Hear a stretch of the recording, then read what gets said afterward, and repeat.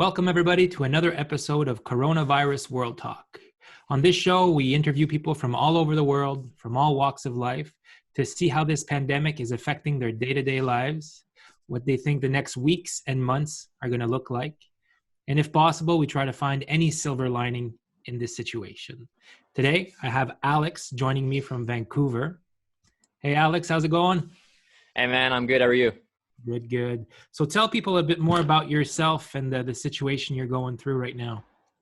Yeah, so my name is Alex. I'm a full-time traveler and filmmaker. So for the past 4.5 years, my girlfriend have been pretty much just traveling the world, producing video content for YouTube and social media.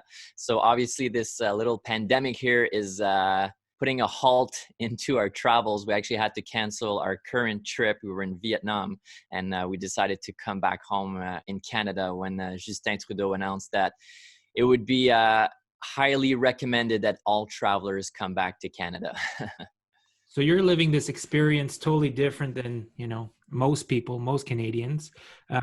When you were in Vietnam, did you start hearing about the pandemic? Did you start hearing rumblings or, worries? Yeah, actually, we started hearing about it just at the end of our trip in Australia. So we've been out of the country, out of Canada for about 5 or 6 months since September or October of last year. And in December early January at the end of our trip in Australia, we started hearing about this virus going on in China.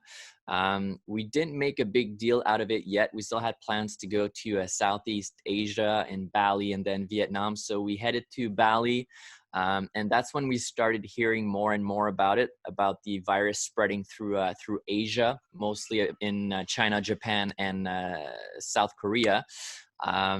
So my girlfriend was telling me about this virus. I was like, oh, well, it doesn't seem to be quite a big deal. So we might as well just keep going with our plans. So we stayed a month in Bali and then we moved to Vietnam. And that's when it really hit us that there was something going on. It was actually supposed to be high season in Vietnam. A lot of Chinese people usually travel there. A lot of South Koreans usually travel there. And then when we got there, there was just like nobody. It was like dead. And we were like, what's going on? Like, why isn't there anybody here? And like, oh, well, the virus and everything, like schools are closed and all. So there's a lot less tourists. So that's when we're like, oh, so it's kind of a big deal. So we started following the news and following the spread. And, when we heard it, it hit a lot of Italy, Europe, and then it moved to North America. That's when we knew we were in something pretty big. What was the mood like at the airport on your way back to Canada? We had two theories. Either it was going to be jam-packed of people, just running around, going back home, or it was going to be dead silent, like very quiet. And it actually was more of that option too. Most people on our flights were Canadians, Canadians going back home. Not a lot of obviously foreigners because Canada closed its borders to foreigners. So in the airport itself is pretty quiet. We first were in the airport in Vietnam, which was very quiet. We were the only flight leaving from Da Nang that morning. So only people from our flight were in the airport. And airport number 2 was in Hong Kong. And again, it was very, very quiet. Not a lot of people, just at our gate, just people going back home, but very, very relaxed. Honestly, it went very, very well for us to come back home. We heard a lot of horror stories of people trying to come back home and flights being canceled and all. But in our case, it actually was super, super smooth. No issues whatsoever. It was kind of like, just a regular flight. Gotcha.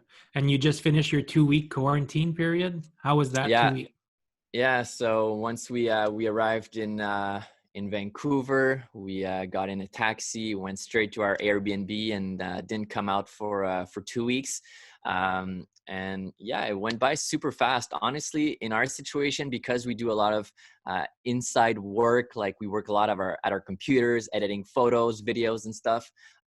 It didn't change much of our daily routines. Like obviously we're used to going out a few days a week to film and shoot some stuff, but because we do most of our work is already inside, It wasn't too bad at all. We had some groceries delivered, some alcohol delivered, so anything to survive, I guess. Well, Good. the alcohol isn't necessary to survive. It's just that it was our birthdays, so we had to celebrate a little bit.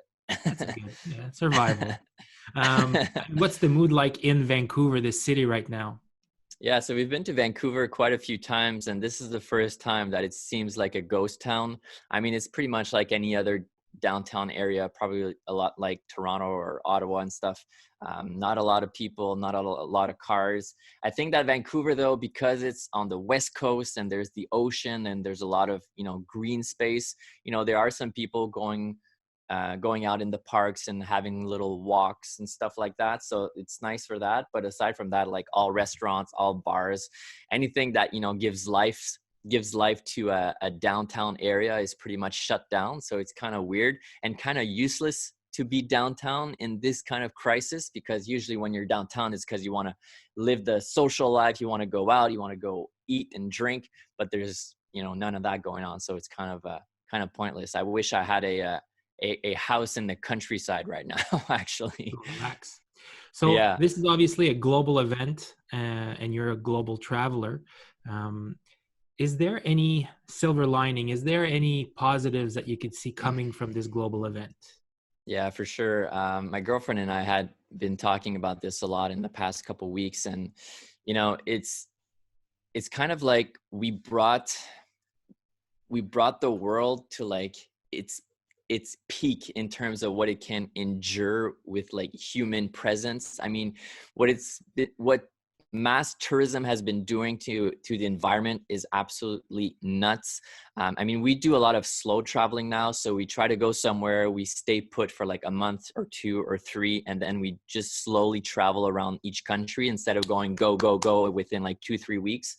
But most people, it's not their reality. They have to go quick when they travel. So that's what's causing like this big problem with the travel industry and the environment.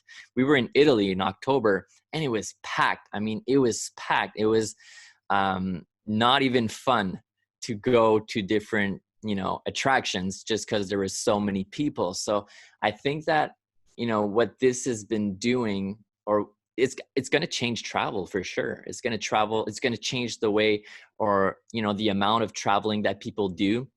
I think that local traveling will become a thing.